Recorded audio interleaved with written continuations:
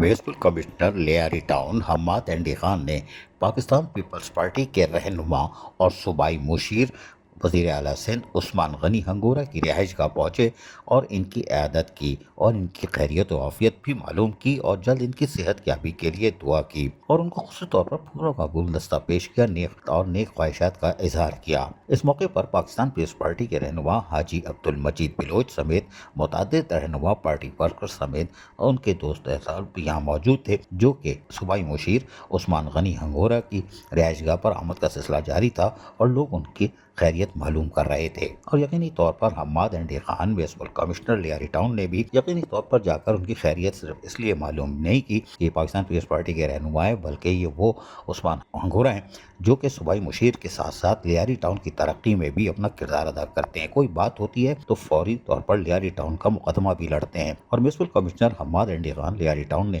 یہی وجہ تھی کہ آج ان کی عیادت کی، اور یقینی طور پر وہ لیاری ٹاؤن میں ممتاز شخصیت کے بھی حامل ہیں۔ عزیز عارف KBS بلدیاتی نیوز کراچی۔ ایسی ہی خوبصورت ویڈیوز فیوچر میں حاصل کرنے کے لیے ریڈ بٹن پر کلک کر کے اور بیل آئیکن کو پریس کر کے ہم سب کے سبسکرائبر بننا مت بھولیے۔